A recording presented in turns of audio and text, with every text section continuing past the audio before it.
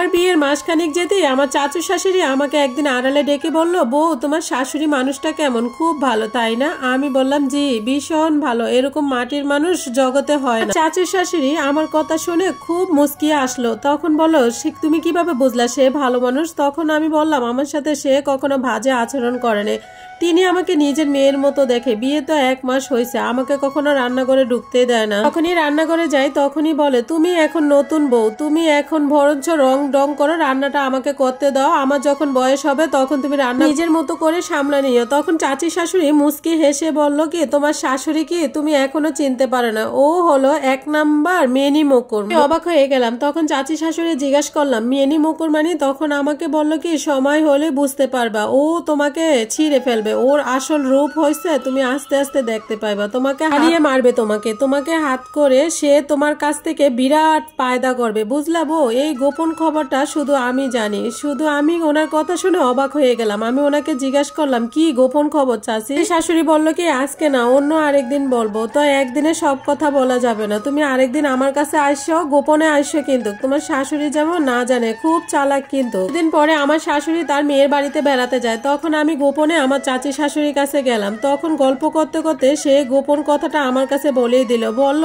তুমি এক বাবার এক মেয়ে, তোমাদের বহুত সম্পত্তি আছে, শহরে বাড়ি আছে, গাড়ি আছে, তোমাকে ভুলিয়ে ভালিয়ে তোমার সবকিছু হাতে করে তার ছেলের নামে করে দিবে, বুঝলে বউ? এটা হয়েছে আসল কারণ। সংক্রান্ত আগে থেকে করে রাখছে, ও ছেলের সাথে ফিসফিসানি মাঝে মাঝে আমরা শুনতে পাই। আমার চাচি শাশুড়ি মুখ থেকে কথাগুলো শোনার পর আমি গেছি, বুঝতে পারতেছিলাম না আমি কি করবো। তখন আমার মনের ভিতরে বাসা বেঁধে ফেললো। আমি ভাবতে থাকলাম যে আমার চাচি শাশুড়ি হয়তো সত্যি কথাই বলছে, আমার শাশুড়ি নয়তো এত ভালো ব্যবহার কেন আমার সাথে করে? সবাই তো বলে বউদের সাথে শাশুড়িদের সাথে সম্পর্ক ভালো হয় না, তিনি এত ভালো আচরণ কেন করে? সে হয়তো আমার কাছ থেকে অবশ্যই সবকিছু হাতিয়া নেওয়ার জন্য চেষ্টা করতেছে। আমার মনের ভিতরে সবসময় এগুলা ভাবতেই থাকে। আমার শাশুড়িকে কেন জানে আমি আর আগের মতো ভালো থাকে না। উনি যখন মা মা বলে ডাকে তখন আমার মেজাজটা অনেক বেশি খারাপ হয়ে যায়, আগে যেন জিত হয়, রাগটা যেন দ্বিগুণ হয়ে যায়, সেটা আমি বুঝতে পারি। বুঝাবার চেষ্টা করতেছি, কেন জানি নিজেকে বুঝাতে পারতেছি না। কিছুদিন পর আমি আমার বাবার বাড়িতে গেলাম। বাবার বাড়িতে গিয়ে বাবাকে সব ঘটনা বললাম। চাচি শাশুড়ি আমাকে কি কি বলছে আমি বললাম যে আমার শাশুড়ি অনেক খারাপ। তখন আমার বাবা মুচকি হেসে বলল, তোমার সর্বনাশ তুমি নিজেই করতেছো। তখন আমার বাবা আমার মাথায় হাত দিয়ে বলতেছে, মা রে,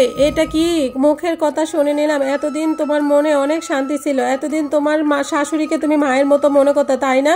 তারপর আমি চুপ থেকে বললাম, হ্যাঁ বাবা, আগে অনেক শান্তি লাগতো, ওনাকে দেখলে আমার মনে হতো আমার নিজের মা। এখন আর কেন জানি ভালো লাগে না, ওনার চেহারাটা দেখলেই আমার মাথাটা গরম হয়ে যায়। যখন আমার বাবা হাত ধুয়ে বলল, এই যুগে শাশুড়ির আদর পাওয়া ভাগ্যের ব্যাপার, সবাই পায় না, তখন আমি যাচাই বাছাই করে তোমাকে এরকম একটা পরিবারে বিয়ে দিছি, জন্য তুমি তোমার নিজের কপালটারে কখনো নষ্ট করো না। আমার সম্পত্তি উনি কেন নিবে? উনি কিভাবে নিতে পারবে? ওনার কি কম আছে? তোমার তো ভাই বোন নেই, আমার যা কিছু আছে তুমি তো এমনি পাবে। একটা কথা সবসময় মনে রাখবা, তোমার যা তোমার সব তোমার স্বামীরা, তোমার স্বামী যা সব হয়েছে তোমার। তো মনের ভিতর থেকে শয়তানি নোংরামি গুলা ছেড়ে ফেলে দাও, দেখবা জীবনে অনেক বেশি ভালো থাকতে পারবা আর শান্তিতে থাকতে পারবা। তারপরের দিনই আমি আমার বাবার বাড়ি থেকে শ্বশুর বাড়িতে চলে আসলাম।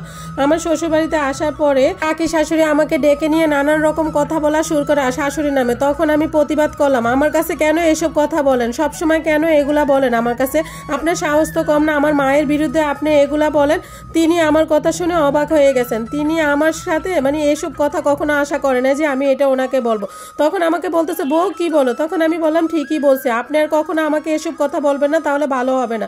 তারপর থেকে আজ পর্যন্ত উনি আমার শাশুড়ির বিরুদ্ধে আজ পর্যন্ত কিছু বলেন। শাশুড়ি সত্যি অনেক বেশি ভালো মানুষ, উনি আমার সাথে অনেক ভালো ব্যবহার করে। একদিন সামান্য অসুস্থ হয়ে গেছিলাম, আমাকে খাটের থেকে নামতে দেয় না, আমাকে উনি নিজের হাতে নোমতা করে করে খাইয়ে দিয়েছে, আমাকে গোসল করিয়ে দিয়েছিল। আমার যখন প্রথম সন্তান হয়েছিল উনি কতটা যে খেটেছিল সেটা আমি আর আমার আল্লাহ তাআলা জানেন। 8 বছরের সময় আমার শাশুড়ি মারা গেল, তখন আমাকে বলেছিল, বৌমা এই চাবিটা তুমি খুলে নাও, এই সংসারটা আজ থেকে তোমার। আসলে তৃতীয় ব্যক্তি যদি সংসারে ঢুকে যায় এই সংসারে কখনো শান্তি হয় না।